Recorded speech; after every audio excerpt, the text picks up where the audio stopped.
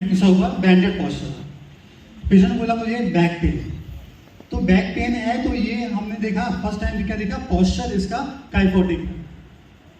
तो अब kyphotic posture की वजह से पेन है कि पेन की वजह से काइफोटिक पॉस्चर है, ये डिफरेंशिएट कैसे करेंगे जस्ट एक दो सेकंड में कि उसका जो पॉस्चर है वो उस पर हमको वर्क करना है कि पेन ठीक हो या उसके पेन में वर्क करना है कि पॉस्चर ठीक हो। तो कैसे डिफरेंशिएट करेंगे, जस्ट पैसिवली और ask the patient to straighten. अगर पेशेंट स्ट्रेट करने पे पेन उसका रिड्यूस हो रहा है यानी पॉस्चर जो है वो पेन कॉज कर रहा है, तो हमको वर्क करना है पॉस्चर। और अगर जब मैंने उसको स्ट्रेट किया, स्ट्रेट करने में पेशेंट बोल रहा है बहुत पेन है यानी पेन जो है वो पॉस्चर क्रिएट कर रहा है, तो हमको पेन को रीड करना है पहले, ना कि पॉस्चर को। अगर पॉस्चर की वजह से पेन है, हमने उसको क्या किया, पॉस्चर करेक्ट करने की कोशिश की, तो पेन एग्रेवेट हो जाएगा। एग्रेवेशन बिल्कुल नहीं करना है। सबसे पहले काम एग्रेवेशन बिल्कुल नहीं करना है, क्योंकि अगर हमने एग्रेवेशन किया तो ऑलरेडी वो जो बास स्केल लेके आया है 5-6 का, उसको हम 8 कर देंगे, फिर वो घर चला जाएगा। तो डिफरेंशिएट कि पॉस्चर कॉज द पेन और pain cause the posture. Okay, इसके बाद जिस हमारे पास आता है तो हम उससे क्या पूछते हैं, सबसे पहली बात कि पेन इंटरमिटेंट है या पेन कॉन्टिन्यूअस है। अगर पेन पेशेंट बोलता है कॉन्टिन्यूअस है तो पेशेंट को फर्दर इन्वेस्टिगेशन के लिए रिफर करना है for the red flags. Specifically अगर पेशेंट बोलता है कि नाइट में पेन है, कॉन्टिन्यूअस पेन है होल डे में और नाइट में एग्रीवेशन है, तो refer for the further investigation for the red flags. Red flags means fractures, dislocation, malignancy, infection, जो भी ऐसे हैं जिसमें कि हम मैनुअल थेरेपी या फिजियोथेरेपी करने के पहले उसको कंफर्म करना जरूरी है। अगर पेशेंट बोलता है कि पेन मेरा इंटरमिटेंट है तो हमको उसको फिजिकल एग्जामिनेशन की तरफ जाना है।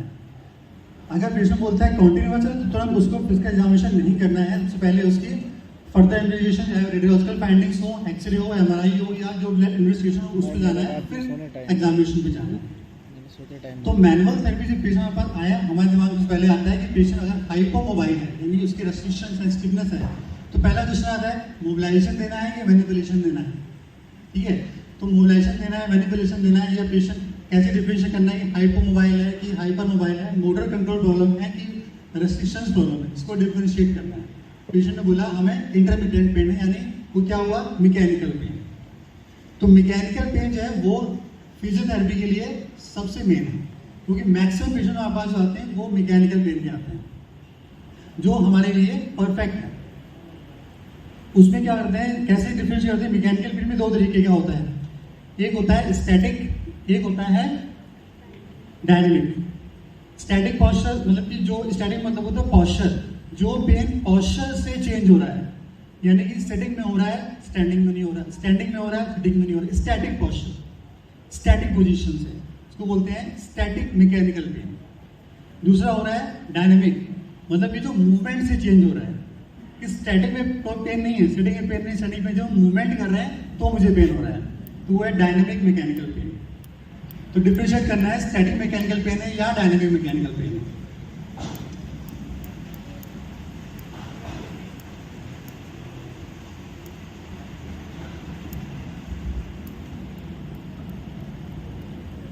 इसके बाद हमने डिफरेंशिएट कर लिया कि हाँ ये मैकेनिकल पेन है, अब यह मैकेनिकल प्रॉब्लम है। इसके बाद सेकेंड जो कैटेगरी आती है कि हमने डिसाइड किया कि हाँ हमको मोबिलाइजेशन मैनिपुलेशन करना है या नहीं करना है, तो सेकेंड जो देखते हैं इंस्टेबिलिटी देखते हैं।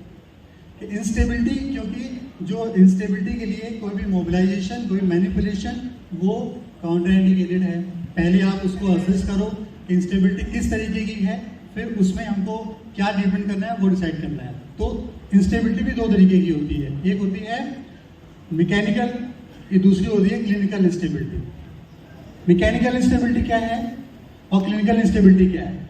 मैकेनिकल इंस्टेबिलिटी को पहचानने के लिए हमको पेशेंट को range of motion movement perform कराना है। रेंज ऑफ मोशन क्या होगा, एक्सेसिव होगा। जो पेशेंट मूवमेंट परफॉर्म कर रहा है वो बियॉन्ड द रेंज, उस forward excessive trend, excessive extension, यानी वो मैकेनिकल इंस्टेबिलिटी है। क्लिनिकल इंस्टेबिलिटी क्या है, जब कोई पेशेंट मूवमेंट परफॉर्म करता है तो उसके साथ में एसेसरी मूवमेंट्स होते हैं, यानी अगर हमने बोला शोल्डर मूवमेंट करो, साथ में उसका स्पाइन भी मूव करता है। मैंने बोला लेग लिफ्ट करो, साथ में उसका स्पाइन भी मूव करता है, यानी स्पाइन का मूवमेंट हो रहा है पेरिफेरल में, विजुअल हो रहा है।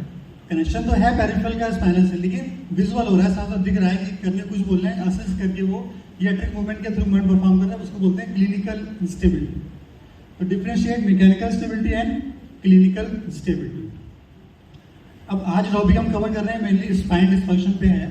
तो इतना हमने फाइंड आउट कर लिया, सारी उसकी जो भी फाइंडिंग्स हैं वो के लिए, हाँ कि हाइपोमाइल है कि हाइपरमाइल है, इंस्टेबिलिटी का पेशेंट है, या रेड फ्लैग है या येलो फ्लैग है। रेड फ्लैग मैंने बताया क्या होता है, येलो फ्लैग क्या होता है। येलो फ्लैग में भी ट्रीटमेंट देते हैं, but with specific position, with specific cautions, with कुछ एक्स्ट्रा एफर्ट के साथ देते हैं। येलो फ्लैग क्या होता है, पेशेंट आपके पास आया, बोला मुझे बहुत बैक पेन है, बहुत सीवियर पेन है, और मेरी सिक लीव मुझे दे दीजिए, मुझे मेडिकल बना दे दीजिए, और मुझे वहाँ से पैसा मिलेगा। यानी कि उसका साइको सोशल होता है, जितना वो रिप्रेजेंट कर रहा है उतनी प्रॉब्लम उसकी है नहीं, उसको कहीं ना कहीं कंपनसेशन चाहिए उसका, या कहीं ना कहीं उसको मेडिकल लीव चाहिए, इसलिए वो इस पेन को इस तरीके से बता रहा है। साइको सोशल फैक्टर, अक्सर इस तरह के पेशेंट्स आते हैं कि आप मेडिकल बना दो, मैं इतना पैसा दे दूंगा, वो होता है येलो फ्लैग्स पे, ठीक है। यानी उस पर उनको साइको सोशल पे भी आपको वर्क करना है, समझना है कि एग्जैक्टली प्रॉब्लम है क्या, जो बता रहा है वो है या कुछ और है। येलो फ्लैग में आता है इंस्टेबिलिटी, येलो फ्लैग में आती है लोकल इन्फ्लेमेशन, येलो फ्लैग में आता है लोकल इन्फ्लेमेशन है, येलो फ्लैग में आता है। तो red flag yellow flag differentiate कर लीजिए कि हाँ ये है, ऐसा मुझे करना है। इसके बाद सेकेंड थिंग क्या है कि पूरी बॉडी में सबसे पहले जो एज रिलेटेड चेंजेस आते हैं वो आते हैं cervical spine, lower cervical spine सबसे पहले जनरली, ठीक है। एक्सटर्नल तो बहुत सारे नहीं, एक्सटर्नली इसमें आते हैं एज एज ऑफ 26 ईयर्स। क्या होता है कि अनकोवर्टेबल जॉइंट्स होते हैं, सबसे पहले अनकोवर्टेबल जॉइंट्स होते हैं जो कि वर्टिब्रा के साइड्स में होते हैं। पहले उसमें डिजेनरेशन होता है because of repeated cervical movement, क्योंकि एक जनरली हम लोग 600 टाइम्स सर्वाइकल मूवमेंट करते हैं 1 आवर्स में। तो अगर एक इस तरीके 1 आवर इतने मूवमेंट्स हैं तो होल डे में कितने होंगे, तो रिपीटेड दिस मूवमेंट, क्योंकि मोर मूवेबल सेगमेंट है सर्वाइकल, लोअर सर्वाइकल स्पाइन, तो उसकी वजह से अनकोवर्टेबल जॉइंट में डिजेनरेशन होता है, जिसकी वजह से जो वर्टिब्रा है वो लैटरल फिशरिंग या लैटरल ट्रांसफर करती है, देन वो डिजेनरेटिव चेंजेस में जाती है। ओके, फिर एक थोड़ा सा और होता है कि जैसे हमें सर्वाइकल स्पाइन ऑब्जर्व कर रहे हैं तो हमें देखा कि हाँ ये डेविएशन है, यानी नेक है या हेड है वो डेविएशन में है, वो लैटरल डेविएशन में है या रोटेशनल डिफॉर्मिटी है। उसके लिए हम क्या करते हैं, एक लाइन ड्रॉ करते हैं नोज से लेकर के स्टर्नम के बीच में, इमेजिनरी लाइन ड्रॉ करते हैं, देखते हैं कि इसका लाइन पे है कि नहीं। तो ट्रांसलेटरी डिफॉर्मिटी होगी या रोटेशनल डिफॉर्मिटी होगी तो वो लाइन चेंज होगी। लेकिन अगर ट्रांसलेशन और रोटेशन दोनों हैं तो लाइन चेंज नहीं होगी। क्या होगा, ट्रांसलेशन और रोटेशन, लाइन सेम रहेगी, बट अगर दो डिफॉर्मिटी, अगर सिंगल डिफॉर्मिटी है तो लाइन वो स्टर्नम से नोज की लाइन चेंज होगी। तो draw imaginary line between nose to sternum and check कि कौन सी डिफॉर्मिटी है।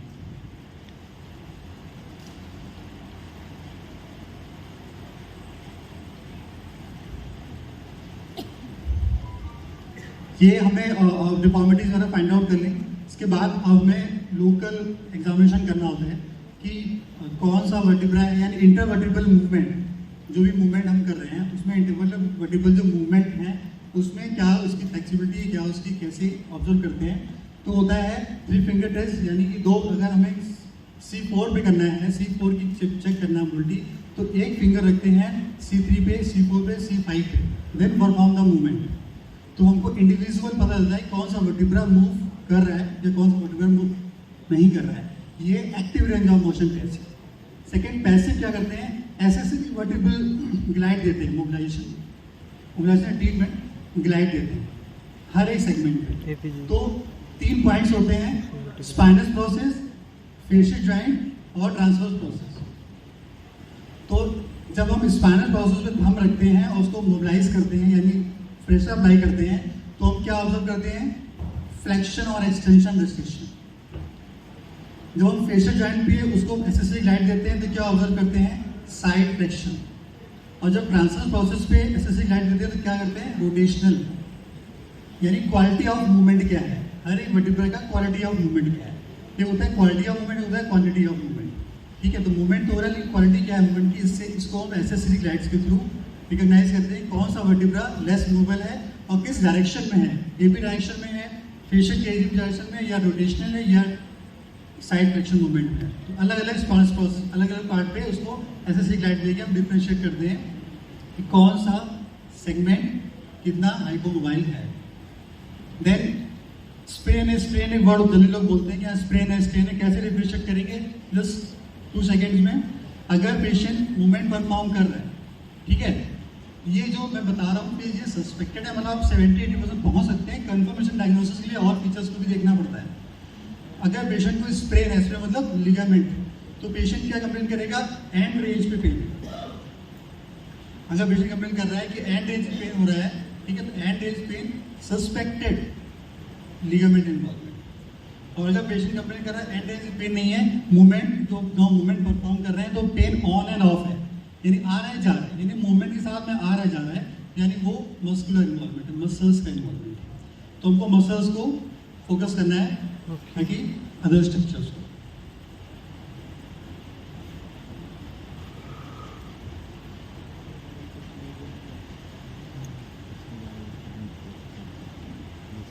अब जो आता है इसके पहले ये हमने इतना फाइंड आउट कर लिया। अब हमें डिसाइड करना है कि हमको ट्रीटमेंट के लिए प्लान करना है कि हमें क्या करना है, लेकिन उसके पहले हमें ये डिफ्रेंशिएट करना है कि पेशेंट का मोटर कंट्रोल लेवल क्या है। अगर पेशेंट इंस्टेबिलिटी में है या मोटर कंट्रोल लॉस में है तो हमको ट्रीटमेंट प्रोसेस अलग प्रोटोकॉल्स हैं। अगर हमें हाइपोमोबिलिटी प्रोटोकॉल्स अलग हैं। तो how to differentiate in short time, within 5 minutes आप डिफ्रेंशिएट कर सकते हैं कि मोटर कंट्रोल है कि नहीं। कैसे डिफ्रेंशिएट करना है, एक सिंपल एग्जांपल बताते हैं। जैसे कि हम खुद भी फील कर सकते हैं। हमने स्टैंडिंग पोजीशन पे है, हमने क्या किया है, हैंड को रेस करना है और अपने दोनों फिंगर्स को मल्टीफिडस पे रखना है, यानी जो स्पाइन है उसके साइड्स में। तो देखिए कि हम हैंड का मूवमेंट करेंगे तो मल्टीफिडस यानी जो मसल्स है वो कॉन्ट्रैक्ट करती है, रिलैक्स करती है।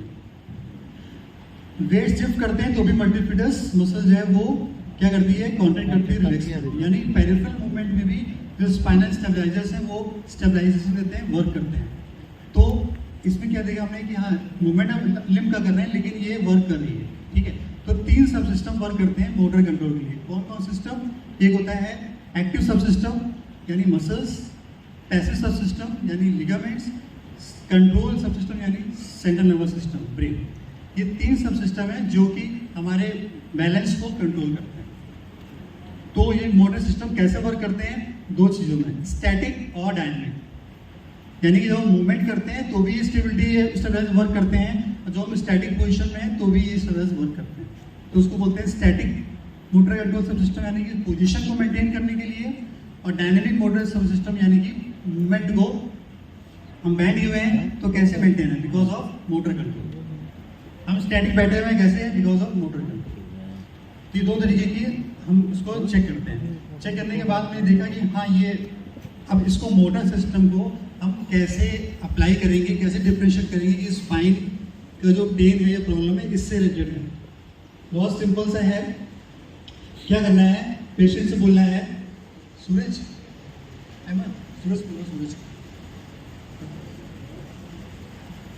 विदिन 2 to 3 मिनट आप ये डिफ्रेंशिएट आप दे सकते हैं कि हाँ ये मोटर कंट्रोल का है, ये क्या है। जैसे पेशेंट से खड़ा हुआ है, मैंने बोलना है कि दोनों हैंड को रेस करो, ऊपर ले लो। हैंड रेस करने को बोला। अगर इसको हैंड रेस करने में इसकी लॉर्डोसिस मेंटेन है तो ठीक है। कभी कभी क्या होता है कि पेशेंट को हैंड रेस करने को क्या करता है, लॉर्डोसिस उसकी इंक्रीज। पेशेंट क्या करता है, ऐसे उसको बोलते हैं रेस करो, दोनों हैंड से क्या करते हैं, लंबा लॉर्डोसिस इंक्रीज करते हैं। यानी क्या हुआ, मतलब loss in control of extensors, right. कुछ पेशेंट क्या करते हैं, रेस करने को बोलो क्या करते हैं, ऐसे करें, यानी अनकंट्रोल फ्लेक्सर्स, यानी वो फ्लेक्शन को मेंटेन नहीं कर पा रहे ड्यूरिंग हैंड एक्टिविटीज। अगर पेशेंट हम जैसे बोला फ्लेक्शन किया और ये इसने लॉर्डोसिस यानी फ्लैटनिंग हो गई, इसमें फ्लैटनिंग हुई यानी अनकंट्रोल फ्लेक्सर्स। अगर वो लॉर्डोसिस इंक्रीज हो रहा है यानी अनकंट्रोल एक्सटेंसर्स। ये हुआ, हमने डिफरेंशिएट किया कि हाँ प्रॉब्लम है। लोअर से डिफरेंशिएट कैसे करते हैं, हमने क्या बोला पेशेंट से, हिप फ्लेक्शन को। हिप फ्लेक्शन में क्या होगा, 45 डिग्री तक लॉर्डोसिस चेंज नहीं होनी चाहिए। 45 डिग्री के बाद क्या होगा, जब पेल्विस रोटेट करेगी तो लॉर्डोसिस चेंज होगी, यानी फ्लैटनिंग होगी। अगर बिलो 45 डिग्री पेशेंट ने भी किया और ये बेंड हो गया आगे साइड में या पीछे साइड में, यानी क्या हुआ, अगर बेंड किया और फ्लेक्शन जो किया, यानी बेंड किया, मैंने बोला हिप फ्लेक्शन करो, फ्लेक्सर अनकंट्रोल, यानी एक्सटेंशन क्या हुआ, ये किया ये छूट गया, यानी एक्सटेंसर्स राइट। ये हुआ फ्लेक्शन में देखा हमने, फिर हमको देखना है एक्सटेंशन में। एक्सटेंशन में क्या है, 15 डिग्री एक्सटेंशन तक लॉर्डोसिस में कोई चेंज नहीं आना चाहिए। हिप के 15 डिग्री एक्सटेंशन पे लॉर्डोसिस चेंज नहीं आना चाहिए। अगर चेंज आता है तो क्या कारण हो सकते हैं, एसआई जॉइंट फ्यूजन। अगर सैक्रोइलिक जॉइंट फ्यूजन है यानी 15 डिग्री एक्सटेंशन करते हैं तो वो सैक्रोइलिक मूवमेंट है, हमने किया और सैक्रोइलिक फ्यूज तो क्या होगा, लॉर्डोसिस इंक्रीज हो जाएगी। या तो सैक्रोइलिक फ्यूजन या फिर अनकंट्रोल्ड एक्सटेंसर्स कंपार्टमेंट। डिफरेंशिएट किया अपर और लोअर से। यहाँ ये इंस्टेबिलिटी यानी फ्लेक्शन में देखा, एक्सटेंशन में देखा, शोल्डर का देखा कि लॉर्डोसिस किधर जा रही है, फ्लैट हो रही है या नॉर्मल हो रही है। ठीक है, अब कैसे इसको हम कोरिलेट करेंगे कि पेन इसकी वजह से है, कैसे कोरिलेट करेंगे, पेन इसकी वजह से है तो कोर मसल्स होती हैं हमारी, 4 जो मेन ग्रुप हैं, जो हमें कैसे पता लगेगा कि पेन है इसकी वजह से है, कोर की वजह से है, मूवमेंट कंट्रोल की वजह से। Diaphragm, transverse abdominis, pelvic floor और मल्टीपल्स, ये 4 कोर मसल्स हैं जो कि मूवमेंट को कंट्रोल करती हैं। तो हाउ टू डिफरेंशिएट कि डायफ्राम इन्वॉल्व, सबसे इजी तरीका है, पेशेंट से क्या बोलना है, बेंड करो, वो बेंड करेगा, बोलेगा हाँ पेन है। सेकंड क्या बोलेंगे, इनहेल करो और बेंड करो, अगर पेन रिड्यूस होता है यानी डायफ्राम में वर्क करना है, राइट। सेकंड थिंग, पेशेंट से बोलेंगे इंड्रॉ द एब्डोमेन, यानी एब्डोमेन को इंड्रॉ करो और टाइट करो, एक सीट बचा रहे हैं तो ट्रांसवर्स एब्डोमिनिस और पोस्टीरियर फाइबर ऑफ इंट्राऑब्लिक अटैच्ड। हमने अगर पेन रिड्यूस होता है यानी ट्रांसवर्स एब्डोमिनिस पे वर्क करना है, सीधे मोबिलाइजेशन मैनिपुलेशन नहीं जाना, ट्रांसवर्स एब्डोमिनिस पे वर्क करना है। थर्ड क्या है, पेल्विक फ्लोर। पेल्विक फ्लोर कैसे डिफरेंशिएट करेंगे, एडेक्टर एडेक्टर्स, मैंने क्या बोला कि एडेक्टर फोर्स लगाएंगे यानी 10% फोर्स लगाना है एडेक्टर में, या फिर पेशेंट से बोलेंगे control the flow of urine का जो मूवमेंट है उसको परफॉर्म करो और बेंड करो। अगर पेन रिड्यूस हो रहा है तो पेल्विक फ्लोर वर्क करना है। चौथा क्या है, मल्टीपिटस का। मल्टीपिटस 2 फाइबर है, फिश और डीप फाइबर, जो कि डाउनवर्ड अपवर्ड जाता है, और डीप फाइबर जो होते हैं वो सेगमेंटल सेपरेशन देते हैं जो कि लेमिनर एरिया पे होते हैं। तो जब ऑक्सीपिट को हम टुवर्ड सैक्रम में जाते हैं, पुश करो पीछे पीछे, तो क्या होगा, ये वर्क करती है। तो क्या करना है, पेशेंट से बोलना है कि इस मूवमेंट को एक्सियल लोडिंग दो, यानी कंप्रेस करो पीछे साइड में और मल्टीपिटस को एक्टिवेट करके फिर बेंड करो। अगर पेन रिड्यूस होता है तो फिर ये मल्टीपिटस पे वर्क करना है, राइट। लेकिन अगर आपने ज़्यादा कॉन्ट्रैक्शन दिया, इरेक्टर स्पाइनिक वर्क करने लगेगी, मूवमेंट नहीं होगा, तो 10% की कॉन्ट्रैक्शन करना होगा। इस तरीके से हम डिफरेंशिएट करते हैं कि कोर कौन सी कोर मसल इन्वॉल्वमेंट है, और चारों को एक साथ भी कर सकते हैं। इनहेल करना है, इंड्रॉ करना है और एक्सियल कंप्रेशन देना है, एरेक्टर करना है और बेंड करना है। अगर पेन रिड्यूस हो गया तो work over the core muscles, not the first core muscles, and check the musculoskeletal system जो भी फैक्टर। ये डिफरेंशिएट कर लिया हमने कि ये प्रॉब्लम है, और फिर इसके अकॉर्डिंग हमें एक्सरसाइज प्रोटोकॉल देनी है कि हमें मोटर कंट्रोल में, जैसा कि क्लासेस में वर्कशॉप में सुनील सर ने बताया था कि कैसे मोटर कंट्रोल एक्सरसाइज देते हैं, उसके अकॉर्डिंग हमें उसको सेट करना है। ये हमने फाइंड आउट कर लिया। अब मोटर हमें कोई फाइंडिंग नहीं मिली या मिली तो उसके अकॉर्डिंग प्रोटोकॉल सेट किया। इसके बाद आता है मस्कुलोस्केलेटल एग्जामिनेशन। उसमें सिंपल सा है, बहुत छोटे छोटे पॉइंट्स हैं। पेशेंट बोलते हैं lower back pain. Lower back pain जो एरिया है वो between the lumbar rib cage and iliac crest के बीच का टिपिकल एरिया बोलते हैं लो बैक। इस एरिया में पेन है, यूडियल पेन है, नीचे पेन आ रहा है, यानी पेशेंट आपको बता रहा है कि फिंगर से पेन नीचे जा रहा है, रेडिकुलर पेन, रेडिकुलर प्रॉब्लम। ठीक है। अब कैसे फाइंड आउट करना है, अगर सिंपल सा है, अगर पेशेंट आपके पास स्पाइनस प्रोसेस पे हैंड साइड में फिंगर रखता है, बोलता है ये पेन है, with movement flexion extension rotation side flexion, तो suspect facet joint involvement, facet involvement यानी लोकलाइज पेन, फेशियल इन्वॉल्वमेंट। अगर पेशेंट कंप्लेन करता है पूरा ये एरिया है यानी diffuse pain is may be caused by the PIVD। Patient बोलता है कि रेडिकुलर पेन है तो ये तो नर्व इरिटेशन की वजह से होता है, डिफरेंशिएट नर्व इरिटेशन, राइट। ये हमने फाइंड आउट कर लिया कि हाँ ये सस्पेक्ट कर लिया कि ऐसा ऐसा हो सकता है। अब कैसे फाइंड आउट करना है कि पेशेंट को कंफर्म कैसे करना है, कैसे लॉक क्या है क्या नहीं है, तो पेशेंट से बोलते हैं फॉरवर्ड बैंडिंग करो। पेशेंट फॉरवर्ड बैंडिंग करता है तो हमें क्या ऑब्जर्व करना है, उसका डेविएशन। जिस साइड का पेशेंट लॉक होगा या इन्फ्लेम्ड होगा, पेशेंट क्या करेगा ड्यूरिंग फ्लेक्शन उस साइड डेविएट करेगा, और जब एक्सटेंशन में जाएगा तो उसके अगेंस्ट जाएगा। क्यों सेम साइड करेगा, it prevent the inflamed structure stretching, यानी जब वो फ्लेक्शन करेगा तो क्या होगा, इन्फ्लेम्ड स्ट्रक्चर स्ट्रेच ना हो, उसको प्रिवेंट करने के लिए सेम साइड में होगा। एक्सटेंशन में जाएगा तो क्या करेगा, अपवर्ड जाएगा, क्यों, क्योंकि prevent the compression force of the inflamed structure, upward side band होगा। फाइंड आउट द पेशेंट, कौन सा पेशेंट लॉक है, किस साइड पेशेंट डिवेट कर रहा है। सेकेंड चीज इसी में ऑब्जर्व करते हैं कि पेशेंट अगर बैंड कर रहा है तो वो एवरेट मूवमेंट कर रहा है, यानी फ्लो ऑफ मूवमेंट नहीं है, एवरेट कर रहा है यानी कि वो मोटर कंट्रोल प्रॉब्लम हो सकती है। थर्ड, हेडेक पेन कर रहा है तो डिस्क इन्वॉल्वमेंट या फिर इम्पिंजमेंट है या कैनाल स्टेनोसिस है, उसको डिफरेंशिएट कर लेते हैं। सर्वाइकल के पेशेंट मेरे पास आया, उसने बोला कि सर्वाइकल का रोटेशन रेस्ट्रिक्टेड है, हाउ टू डिफरेंशिएट कि सॉफ्ट टिश्यू है या फेशियल जॉइंट है। सिंपल तरीका है, उसने बोला कि मूवमेंट रेस्ट्रिक्टेड है, मूवमेंट नहीं हो रहा है, क्या करना है, शोल्डर को एलिवेट कर लेना। शोल्डर एलिवेट कर लेंगे, मसल्स क्या होंगी, स्लैक हो जाएंगे, then perform the range of motion. अगर पेन इंक्रीज हो गया यानी क्या इन्वॉल्वमेंट है, सॉफ्ट टिश्यूज। अगर स्लैक करने के बाद भी pain range of motion increase नहीं हुई तो क्या प्रॉब्लम है, फेशियल, राइट। स्लैक किया, मूवमेंट इंक्रीज यानी सॉफ्ट टिश्यूज नहीं, अगर मूवमेंट चेंज हुआ तो लॉक फेशियल जॉइंट सिंड्रोम। ऐसे बैक में पेशेंट कंप्लेन करता है आपको कि बहुत देर बैठने के बाद खड़े हुए तो pain side of the back, this area, suspected myofascial problem. Press this area, pain aggravate और radiate, suspected myofascial pen.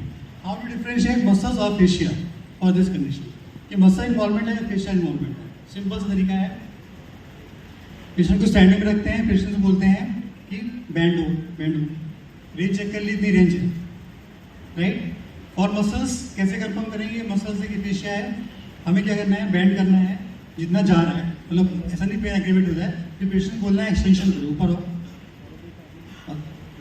10 second hold करके छोड़ो, फिर से ऊपर हो, 3 टाइम्स ये करना है, then perform against this movement, you can see increase range of motion, means hold relax किया, अब मसल कॉन्ट्रैक्शन रिलेक्सेशन किया, मसल क्या हुआ, रेंज ऑफ मोशन को इंक्रीज कर दिया।